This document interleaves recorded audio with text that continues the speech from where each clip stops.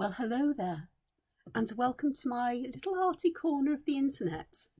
And first, I'd like to say thank you to everybody new who subscribed to my channel, and for those who've left me such lovely comments in the past couple of, well, all the lovely comments I've had, but particularly this week, because I've been unsure about sharing how I draw these tangle patterns with you and my thought processes and so on.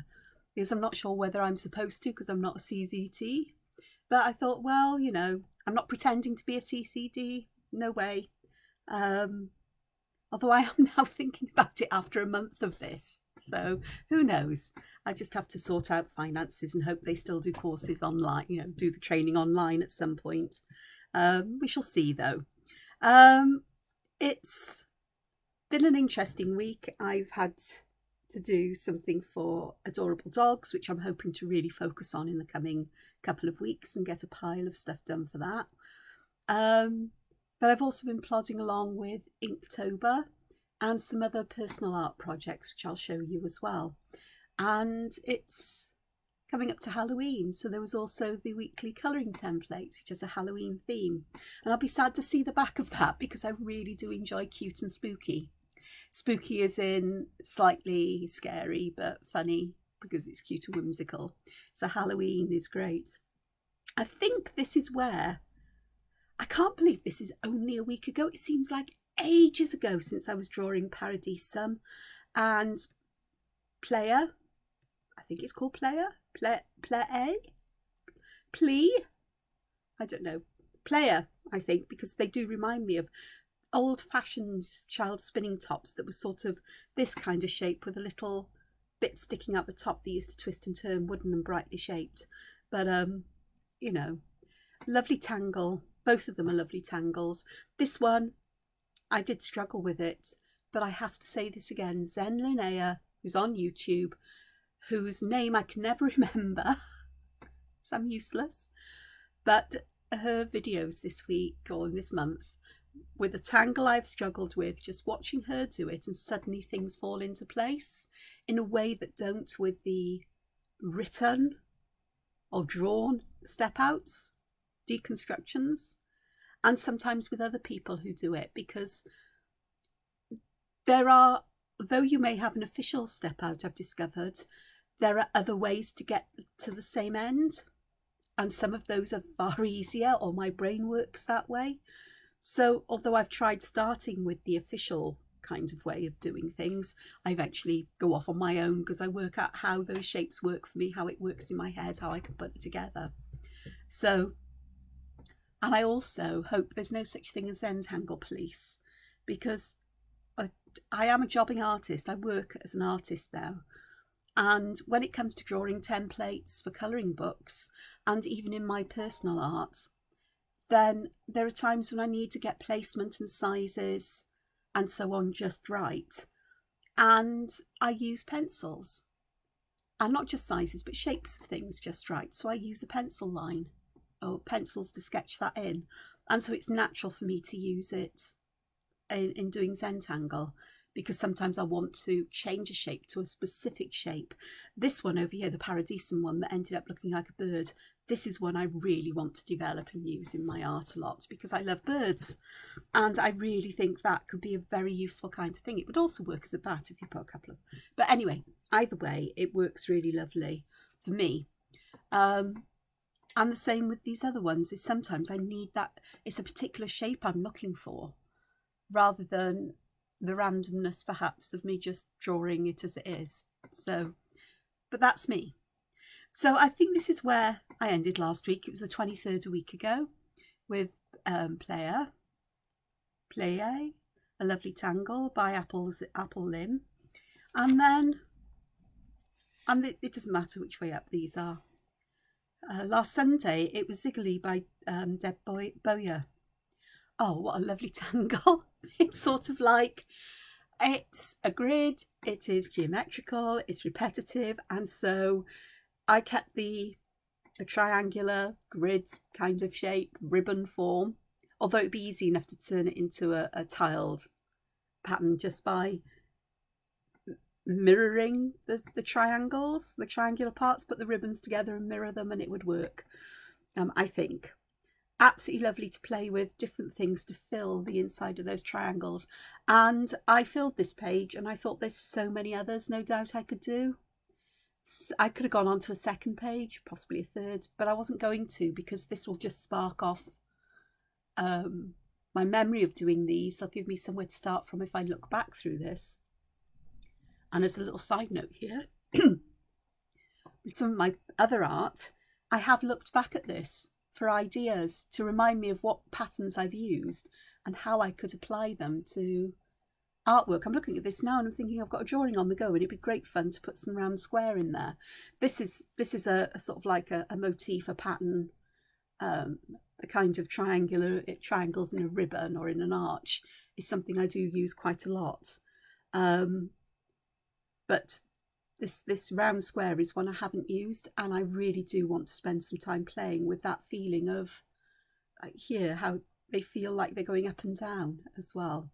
Because that intrigues me, and how I can use shadow and highlight. This one, I think the highlight should have been this side, logically, if I wanted it to appear as if this is bulging up. Whereas now it looks a little bit like it might be bulging in, but I'm not too sure. Because shadow can vex me, especially if I want something to really look like it is. Anyway, so this was lovely. Colour added helps to bring things. I started applying metallic colours and using, I think these are souffle pens or moonlights from Sakura. And there I put them on top of black. And that is fun. I mean, I usually work in black and white because colouring templates need to be black and white. My artwork is often black and white, and colour is something I struggle with, but keeping it really simple, using one colour and gradations of it, and perhaps two shades of a similar colour or complementary colours, seems to work nicely for me. But there we are, there's that. This is interesting, where I've worked with a shadow to get that feeling of these being raised up and this channel being lower down. It's almost like a pavement and a road. Oh, what would you call it? I don't know what you call them in America. Sidewalk and the road. And if you walk on there, it's called jaywalking, and I don't know why it's called that. Anyway, so day 25, which is Monday, seems ages ago. The pattern was Round Square by Karen Gazzetta. It's a tangle pattern I've never used. I'll be honest, I've never used it. And so I just thought, right, what can I do with this? I changed the shape to triangles down here, but that's the only shape change I think I made. I didn't do hexagons, although I think I did on the next page. I think I had. Did I have a play with hexagons? No, I didn't, but I could do. But my focus was on what can I put in that middle section? And the answer is, well, whatever you like, really. And so I did some of my favourite kinds of things. I've taken this idea, it almost looks like a pebble, to creating like pebbles, like a wire wrap pebble and a pebble here, almost like a seed pod. That's quite fun because it really adds to that feeling of volume. Though I haven't added any shadow around it. And this is one of my favourite ones. Is it Well? Or yeah, I think it's Well, or variations on it. I like that pattern a lot. It's natural for me to draw. And like almost like a flower closed up there, petals, you know, and other little things. Well, look, some triangular ones poked their way in there as well. Using colour and black, reversing it. So instead of having black on the outside, black on the inside, and then I used coloured gel pens. That'd be Moonlight and Jelly Roll, I think. Yeah, it doesn't feel like souffle because souffle dries with a raised edge. So that was fun. Here, instead of going solid black, I used lines to try to give that feeling of shape and movement there. So instead of it being a flat square, it's almost like these are supporting something up. If I knew how, or if I could work out colouring of gems and things, or if I wanted to colour gems in, or not, they're beautiful. I love how people do them, but I'm just thinking it's really not me. But this would be lovely. It would look like a setting of a gem, a jewel of some kind. You know, gel pens. These here, I use gel pens and a water brush to spread the colour out. And as long as it's wet, it will still move fairly well. It does stick to the paper though, but that's great where it sticks to the paper because that gives you that darker shadow. So different way of using colour there. And then I thought, oh, it'd be fun to lace through there. And then I realised that I'd drawn all of these in, and if I really wanted to run a lace through, I really should have drawn the laces sort of at the same time, because I could have had here a lace going over those two to connect them. And yeah, I could have drawn them in afterwards and filled it all with white gel pen or whatever, but I just decided not to. But that was a fun one. On here, because I was so intrigued by doing that idea of lacing, I took to this page and had a go. I haven't finished shading or anything. I just wanted to see how it would work. And I think the way it works best is where here I've thought, right, these perhaps just really do show the background.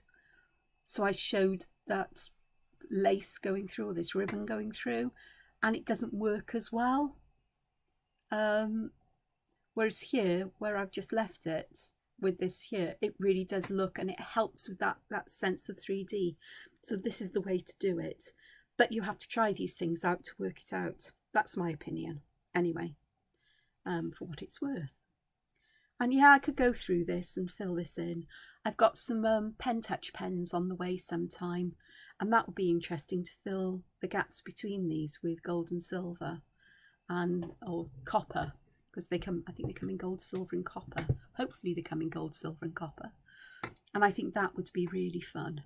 So that was an interesting one to do, and I just thought, oh, let's have a go. No hexagons though.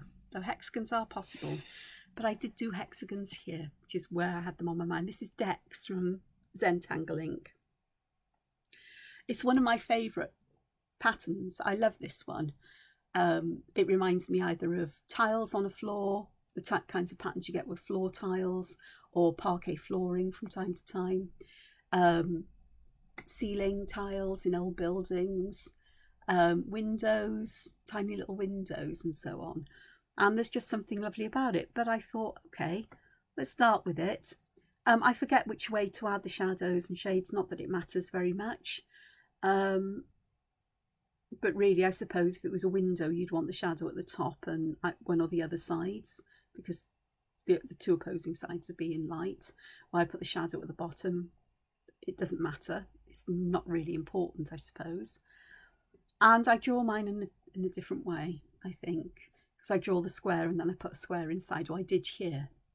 Down here, I went to a way that I saw Zen Linnea do it, which is the cross through, which is great if you want to fill the inner bit with black, or if you want to use these triangles as patterns, which I did there a bit of. I did it in brown pen, but if I'd used black, those lines would have disappeared. And then I tried creating different patterns. I think this is a pattern that's one of the fragments. I think that might be a fragment as well. This one looks like stained glass windows. You sometimes get the bullseye in the middle of them. Well, you know, I could have put that spiral in the middle like a bullseye around, you know, with a round aura, an aura around it. But here I put lines that imply like lead, stained glass windows. Just a little dot in the middle, bigger circle, and that would be quite interesting. But again, that's a familiar pattern.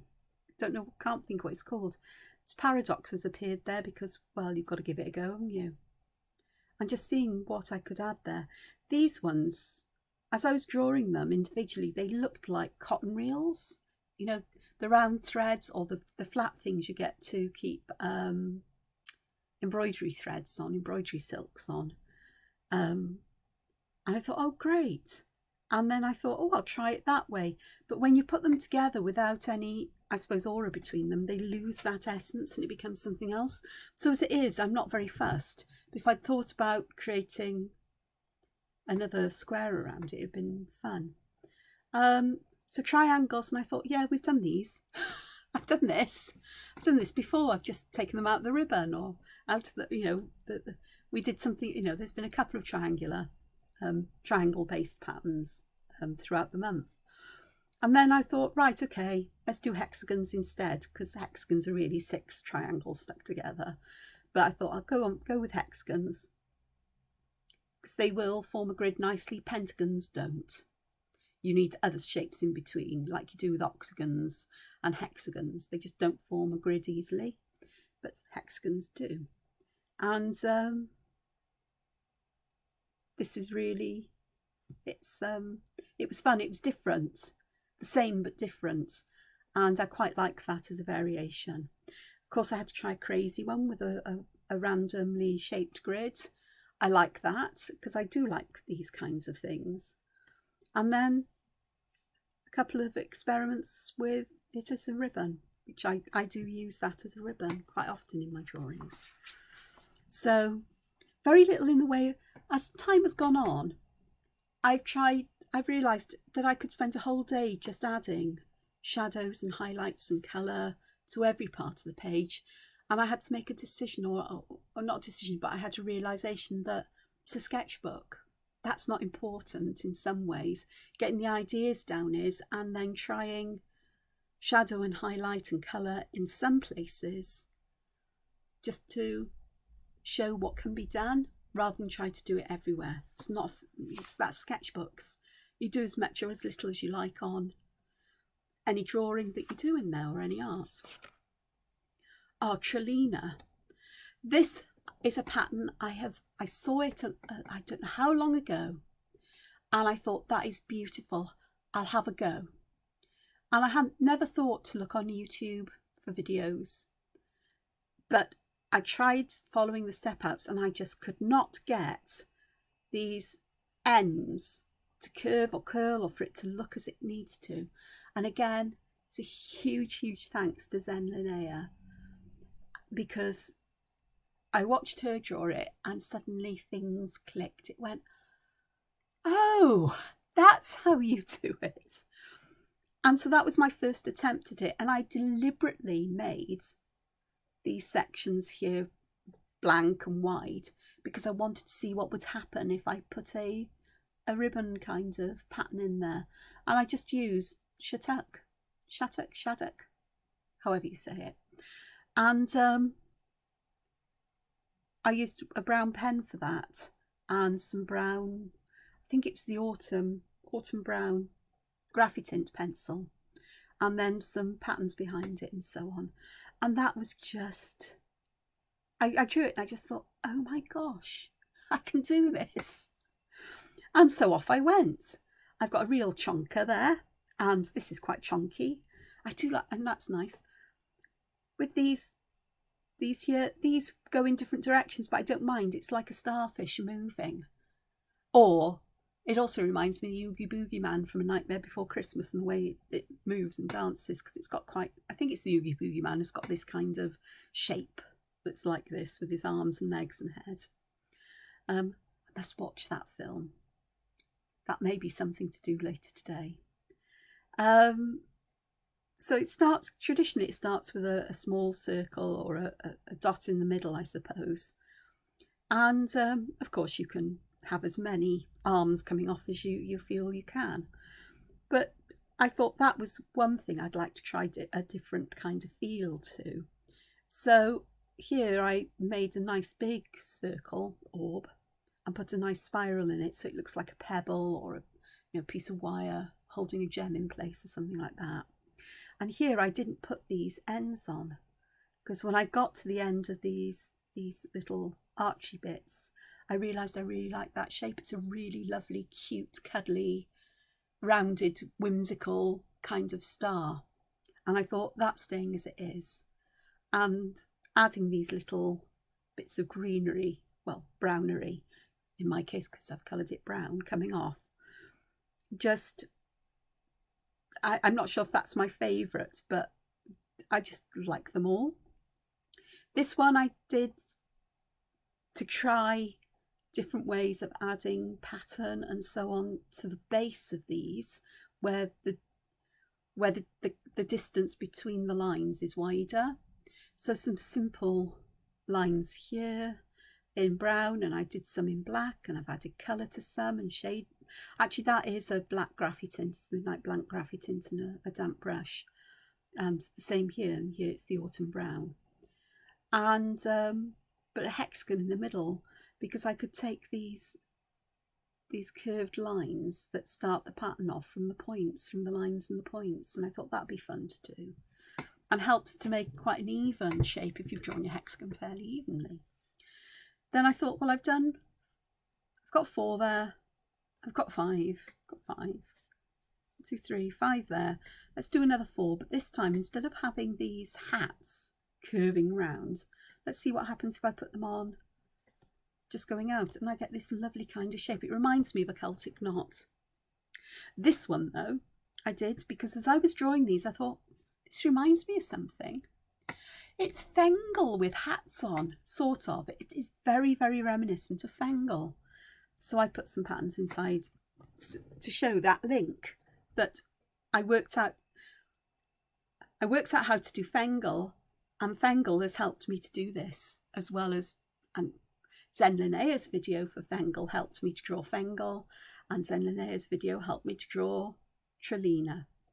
And so I do want to incorporate this pattern into art as much as I can, because it's lovely. I love stars. In fact, stars often appear in my colouring books. They're great fillers in my colouring pages. And to have ones like this that are a bit more ornate would be great. And also in mandalas. I reckon this will make a beautiful centre for a mandala.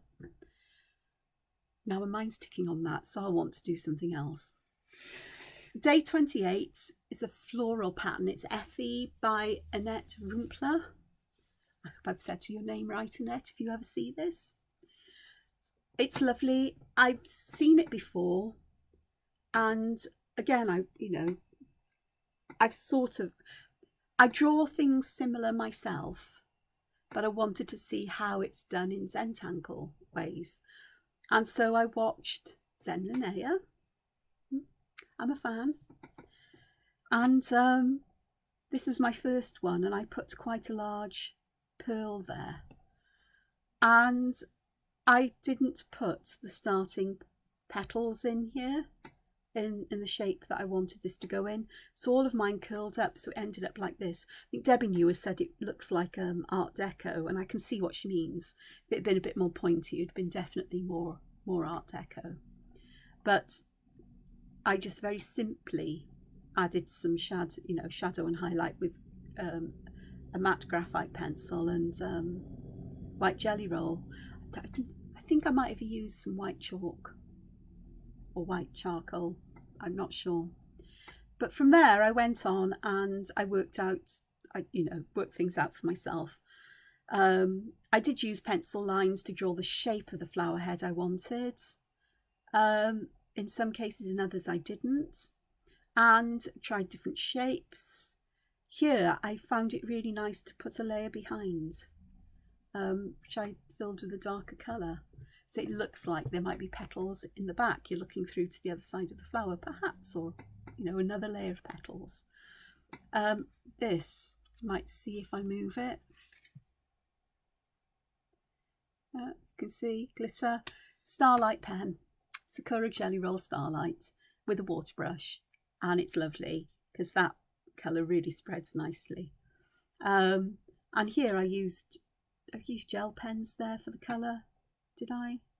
No, I think I dug out. I discovered I had a spare set of the Kuretake Zig real clean colour reel brush pens. What a mouthful.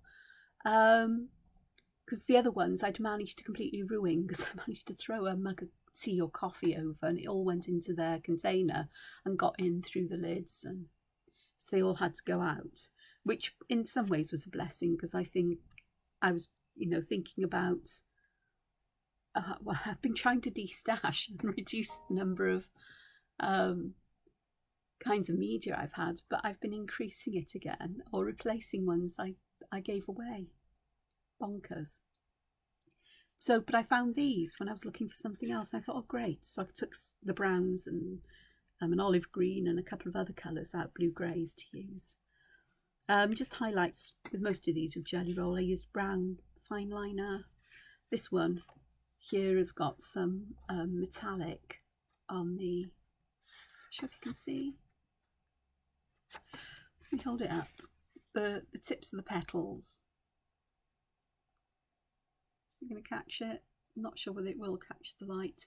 But the tips of the petals, the darker purple, is a metallic Jelly Roll, and I used a damp brush just to spread it out. Lovely, lovely pan. This one, I haven't coloured it, but it's so Art Deco. To be properly Art Deco, the corners of the petals need to be rounded more. But as I drew it, I thought, oh, Art Deco style leaves in. Great fun. And this one was just trying to fill the petals with pattern. And I decided to put like little plain borders in there, so you've got like channels in the middle. That would work. I mean, I tried different styles here in different colours because I could, as well as, you know, shading to see how shadow on the edge makes the leaf, you know, in the centre and on the edge makes the leaf appear, or the petal appear it's curled back on itself a bit.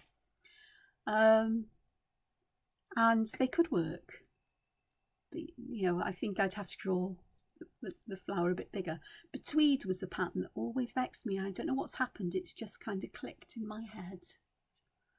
I think it's one of the first ones I saw years ago. But, you know, 8, 9, 10 years ago. And I thought, oh, I like that. I'll try that. And I couldn't work it out. And I don't know when it was I saw it again or tried it again, and suddenly it all clicked. But that was Effie. And then yesterday, because I haven't done today's yet, was Tree Leaf, which is a lovely leafy foliage pattern by Debbie New. And it's an unusual way to draw the branch, because you start with dotted lines and T-shapes. You can start by drawing a row of T-shapes, or, you know, T's with gaps in with the or you can draw the dotted lines and then turn them into T's, and then those T's are the place where you add the leaves. Well, here I've got gaps between my leaves because I don't draw things terribly big, and I didn't think to make these lines smaller because I've never drawn this one before, and it's not the way I would normally draw a branch with leaves on. So up here I thought, oh, I need to do something about those gaps. Oh, I know, let's use these spaces and turn them into more leaves, and that gave another layer, a layer behind it, so it makes it quite full in volume. And I guess if we space these for, you know, I don't know, I would find a way to put a third one in, then you could actually have a third layer behind. My head won't work on that. I'd have to work it on paper and then actually do it visually, because I can't describe what's going through my head at the moment. But I thought with this one, let's try lots of different leaves out and leaf shapes and ways of colouring them. And it's autumn time here in the Northern Hemisphere in Wales. The colours are beautiful. I'm hoping the rain will stay off.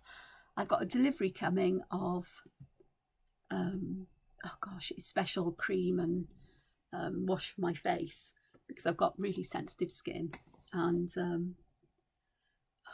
it's a nightmare. It is a nightmare. My face is terrible. I've got rosacea, and it's lumpy and bumpy and red and broken, and no matter what I'm trying at the moment, it's making it worse. And I think the moisturiser I've been using, because I ran out of my other one, is making it worse, not better. So back to really plain, simple, vegan, cruelty-free, all natural, no petrol products to go on my face again.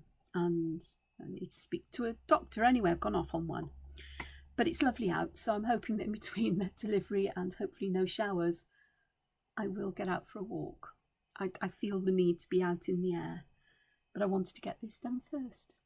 And while this is uploading and everything, I can shower and get myself sorted.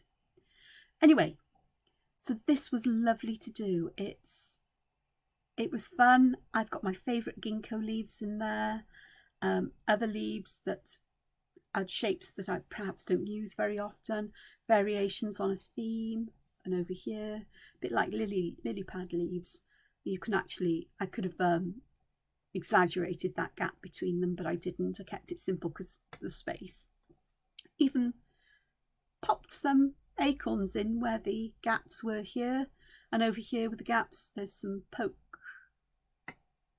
roots and some other, you know, like sprigs of berries coming out between the leaves to fill those gaps.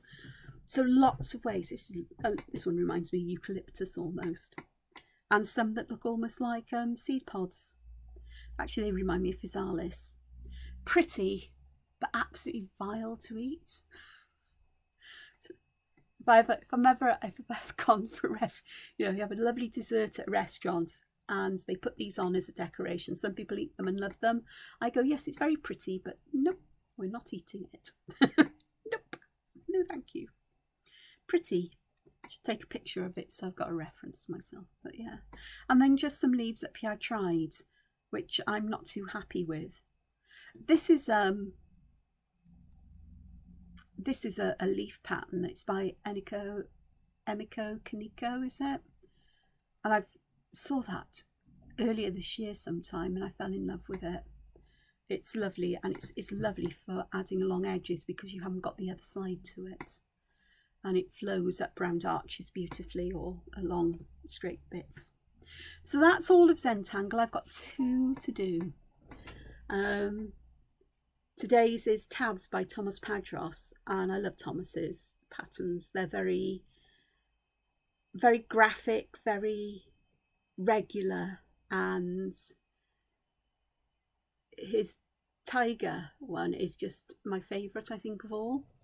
But that's not in this month's challenge. So, and it's quite sad to think I'm coming to the end of Inktober, because I've sort of been held accountable because I started posting in the 7F5R challenge group, which is the group for the Inktober Tangles challenge, and that's held me sort of accountable. So once I start something, I'll keep going if other people know about it. If it's for myself, it's really incredibly difficult. So I'm trying to think, I'm going to carry on doing tangle patterns, maybe not one a day because I've got to do other things as well. And this has taken up, you know, most of my morning, if not all of my morning most days, because I get so engrossed in it. So I think I'll carry on doing this, but I don't know how often in a week. And I'll do some of the drawings and video them as I discover patterns and try them out. I've got some sketchbooks ready for that. I say some sketchbooks because I stock up on things when I've just about run out. This is my last A5 one, so I thought, right, we need to get some more because I like the paper in this. And the next ones I've got aren't landscape bound; they're actually case bound. And they're portraits, but you just turn them on the side. But they're just a nice size, and they're a nice size that if I want to take them out with me drawing and sketching, that's also possible. It's easy to do because they fit in any purse. So I've got a few pages left in this one though, and I'll carry on in here because I'll fill it in. But this has become a reference for me as well because I've been dipping into this for projects elsewhere. So let's move that out of the way and let's have a look at some other things. This was this week's colouring template. I did it digitally, but I have a new printer, and so I was able to print it out. And I was thinking about colouring it with traditional media, but I didn't get that far. I did this just to check the printer was set up and everything. So this week's colouring template for the Angela Porter's Colouring Book Fans Facebook group members is a mandala, but it's got a border. It's got borders either edge, so it looks a bit like a flying carpet, I suppose, or you know, kind of rug you'd find in a witch's house or you know, a sorcerer's house. And but I asked the group what they'd like, and the votes were for mandala, Halloween, and somebody mentioned cobwebs, cats. You know, things like that. So I went with that. And when it's a colouring template, the space is limited because it needs to be able to be printed on, in my case, A4 paper, in America letter sized. And the size of the patterns you put in has to be in a way that people have got, the space is big enough for them to get, you know, sort of like finest colouring pencil, the finest gel pen in to add colour. So I have to be aware of that. But it's colour that brings these to life, because these are basically just the skeleton for it. And I know that colourists in the group, where we've got the night skies here with the moon and stars, they'll add other stars in there to break that bank of colour up, or we'll use gradients of colour that will break it up and so on. But I managed to get the cats in, I got spider webs in, we got stars, I've got potions bottles, something that's like a Gothic window in the middle, because, you know, I like Gothic architecture, not as much as I like Romanesque, but Gothic's okay. You know, early Gothic is better than the later Gothic, because the later Gothic, it gets show-offy and fancy and very light and airy, but I like it. But I really, really like Romanesque. It's honest, it's not, it's the best that the people at the time could do, you know, the skills they had or the style they had. And it's quite, you know, a lot of it's quite stylized, which is me. I like stylized stuff.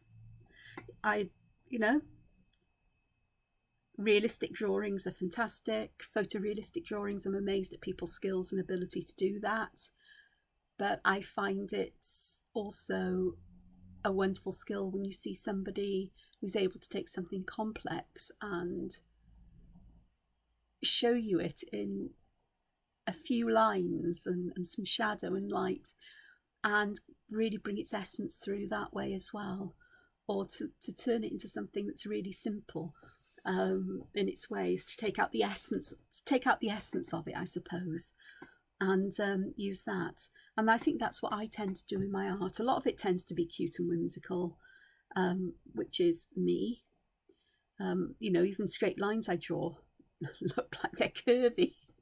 There's a, and I like that even when I work digitally, is, you know, these lines are imperfect. I deliberately make it so, and the pens are imperfect. The brushes I use, I set them up to be imperfect edges on the edge of the line of ink, digital ink, but ink. So this was fun. Lots of skulls, drunken skulls everywhere. No party skulls though. No, not a party hat in sight. Because if I put party hats on my skulls, I wouldn't have been able to get stuff in. And you, those of you who are into Zentangle, will spot we have some muka, because I thought that would be lovely to create a border. And what's that? It's a crescent moon, you'd call it. But we've got arches here, and I put some bones in, because you've got to have bones. I was trying to put witches' cauldrons in, but they just didn't work. The tombstones had a better fit, because I wanted smokes and, you know, fumes coming off, and it just wasn't working with the symmetry I got here. If I'd put them in the middle here, it would have worked out better. The potion bottle's fun. I like that. So I'm intrigued to see what people are going to do with that in the group. We've set up an event for Sunday, Halloween, and I've asked people to post either this coloured template or any other Halloween themed template from books, or the my books, because it's a book apparently for me. Oh, it's a group that, you know, is for my work. So any Halloween themed thing. I have got a Halloween themed book. It's Eerie and Tangled. Yeah, Eerie and Tangled, or yeah, Eerie and Tangled, which is all sort of Halloween and eerie imagery, but all very cute and whimsical and tangly, because that's my style. Or any template you fancy, but in Halloween colours, because I thought that would be a fun challenge for people, because I'm aware that not everybody's got a printer and can't print these things out. So And of course, there are some people, I'm sure, who will import it into their whatever software they use to digitally colour and colour it that way, which is fine by me. Don't have a problem with that. I'm not sure if I showed this, whether I finished this last week or not. I can actually see this edge is a bit wonky, but this is now finished. This is typically Angela Entangled Art. Those eyes have appeared, the eyes are watching you. And they do that from time to time. But plenty of things in here that, you know, bits of Zentangle patterns that you can recognise. I think that's Fleavy, some flux. There's got to be things that look Mooker-ish. Oh, there's some Mooker there, but there's Mooker-ish ones, as well as, you know, patterns like this and the Zeppel there. Where else? I think that's one I've seen, but I think that one, when I created that, I was thinking of Romanesque architecture, and the same here. Not so much Zentangle, but other things are just purely from imagination. And I've got a lot of over here some interweaving going on, and it's my favourite kinds of shapes. It's how when I draw these, it's very intuitive. Oh, there's that leaf by Emiko Kaneko as well appeared in there. So there's that one. Okie dokes, let's have a look. Let's go to my big sketchbook, because I have stuff in here. I think I showed you this last week. Yeah. Because that one is, this one I think was a work in progress possibly, but that's now definitely finished. These I showed you as well, which were 2 pages in here, variations on a theme. This page is variations of this pattern, which was in one of my books, and this one, variation on a starfishy pattern. Yeah, I was drawing this one, and I've just sort of gone, nah, not sure where it's going, so it's been left. It may remain as that, it may be used like that, because perhaps it's meant to be just that. Those are definitely done, apart from if I decide to add shadow and highlights. And these are the ones you'll want to see, I'm sure, possibly. Okay, so this one is complete. Somebody's been asking me how, you know, in the Facebook group, how long it takes me to draw things.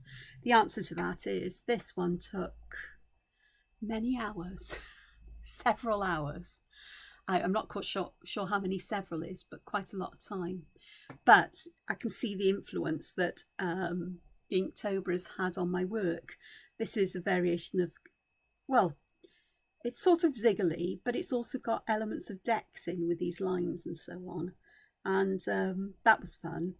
There's sort of like a very tiny ziggly there, I suppose, where I've put, well, it's not ziggly, but yeah, there's things there. There's some burst here. There's decks. There's oysteroids. Paradisum. Not sure what those are. They're not from any particular... Well, they are, because they're sort of Mooker-ish there, but then I've added leaves. What else is there that is distinctly... This motif here reminds me a bit of the ones that are in Morisot, but it's not Morisot. Well, there's Shattuck in some of these. Where you can see fine patterns, there's often Shattuck or just lines in some way. There's that leaf pattern from Emiko Kaneko. I can't remember its name. These are inspired by sort of like Mesoamerican sculpture architecture, the blocks you get in Mayan art and so on. And there's eyes in this one as well. The eyes don't always appear in my work, but when they do, they do. And I don't know why. Oh, there's that one there as well. What's it called? The one that's... Oh, where's my book? It's from, not last week, it's the week before. Oh, gosh. Golly gosh, what's it called? You'll know it sooner than I will find it. Hopefully.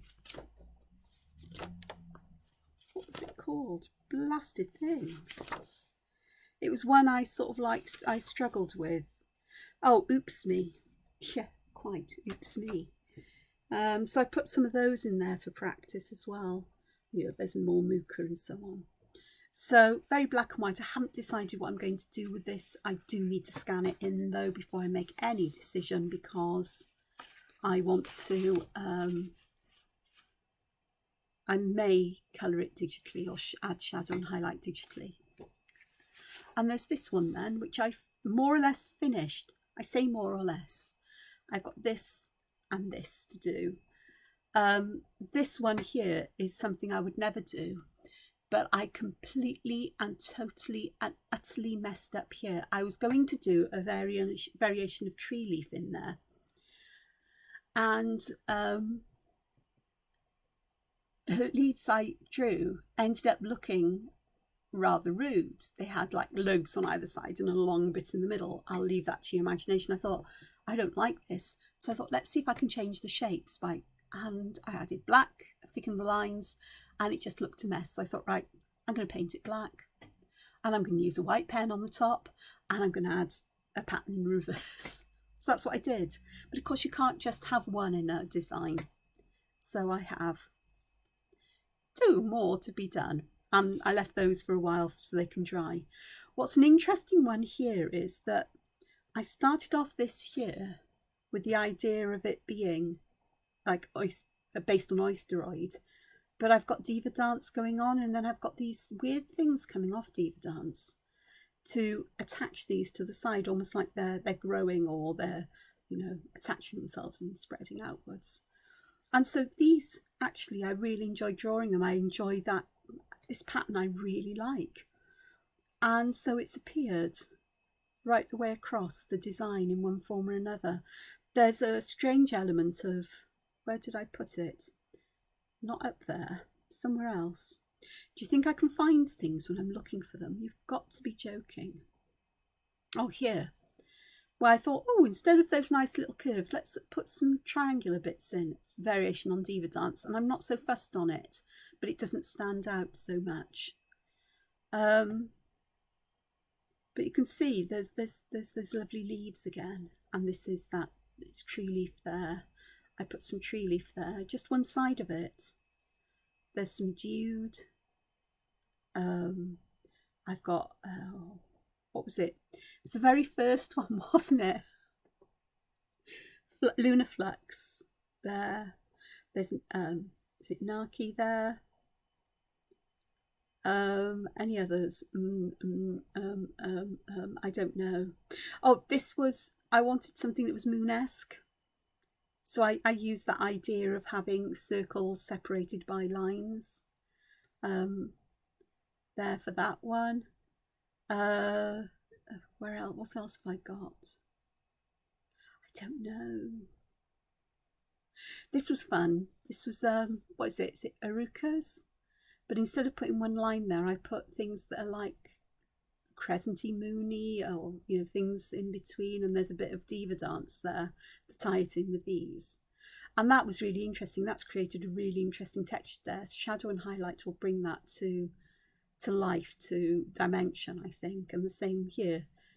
I only had a little bit, so it's a bit more organised than this one, because the size of the gap changed, so I changed the shape. Oh, I've got oh, what's it called? You'll know. Oh, it's that lovely floral pattern, isn't it? As I go backwards, Hirari there. Some more of these. This isn't a Zentangle one, it's an Angela one from Sea Things, you know, seaweed or things you'd find living in the sea, or I don't know. It would have been seen somewhere. The same here. This may be Zentangle, but I've not seen it. This one is a Zentangle one, but for the life of me, I can't remember what it's called now. But I thought that'd be quite nice just to add in there, because it's got quite a lot of black in it, so it will balance the white out. So there's that. Newish Tangle by Thomas Padros. Kangali? Is it called Kangali? It might be. I'm not sure. but lovely pattern. It looks easy to draw, but I'm having trouble with it because my brain hasn't worked that one out yet. And the last thing is this one, which is a work in progress. I actually started this one before the other, before the one you've just seen. But for some reason, I went to the one you've just seen and left this one be. It's that idea of those kinds of shapes like Morisot, but instead of Morisot, I've put the Diva Dance around it. But I've got not Morisot, Oysteroid, and I've got Oysteroids coming there just to show. So I'm not quite sure where this is going. I thought to myself, what on earth am I doing here? But after a couple of days away from it, I look back and I go, actually, that'll be okay because I need to make some space. So there's spines there, which worked out interestingly because I shadowed, added an aura line in and then shadowed the thicker part of it with lines. And then you've got the spiky bits. Again, it's going to be shadow, highlighter, colour is going to make sense of that. I'm not sure what that one is, but that's an interesting one. It's like some weird donut. Rather industrial donut or something like that. That's a variation on Crescent Moon, isn't it? It looks vaguely eye-like. I'm going to turn those into eyes and put fine lines in. You've got to have eyes in there. I say you've got to have eyes. Not an eye in sight. Not a one. Apart from these little beads which look like little eyeballs or little frog spawn. Some kind. So that's my week in art. Many hours of work condensed down into just less than an hour. Quick look through. So I hope you've enjoyed having a look at this with me, and I'm going to go. If you'd like to see more, if you've made it this far, and I hope you have, because I appreciate everybody watching this and hopefully everybody really enjoys this. If you'd like to see more of me taking like a Zentangle pattern, or perhaps some of the motifs I use regularly in art that aren't Zentangle, and showing you how I draw them or approaches to draw them and variations, because this is something I want to do, and if there's a need for me to share it on a regular basis, then it will focus me on doing it because I've then become accountable or responsible for it. And I have all of these A5 sketchbooks that will need filling. Then let me know in the comments, because it would be really, really useful for me.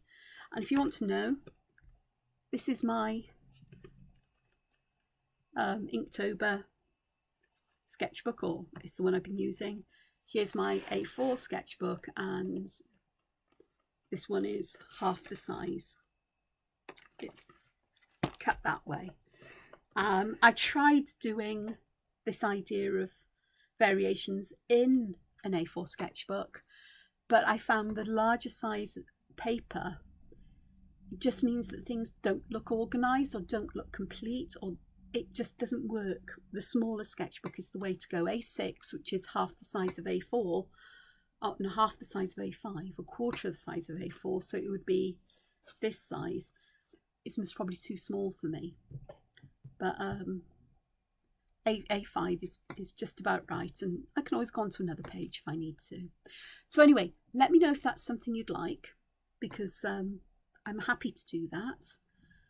And every week there'll be a look at my week in art anyway. There'll be the template Thursday on a Wednesday, because I will still be doing that no matter how bogged down I get in adorable dogs. I don't think there'll be a video every day going forward. Wednesdays and Saturdays definitely, and perhaps a couple of others in the week of tangle patterns, because it'll be nice for me to start my day for a short while, to get my hand and eye in and wake up. But it's also a nice way to finish the day, is to wind down, because it's something that there's no expectation on it, as it were. There is, but there isn't. That I can't explain myself. And it's something to look forward to after Inktober, because I'm feeling quite sad about the end of Inktober. I really am. So I think there'll be a video tomorrow, and I'll most probably do or show the start of today's tangle, which is Tabs by Thomas Padros, and tomorrow's tangle, is it Eek by Zentangle. So I may do those two together, and that'll be the end of Inktober, and I'll talk about that tomorrow. So anyway, thank you so much for joining me once again. Thank you to everybody who subscribed, everybody who leaves such lovely comments, and if you leave, a thumbs up for the video and so on, then that'll be brilliant. So until I see you again, which will be tomorrow, take care and find time to be creative. Thank you. Take care now. Bye-bye.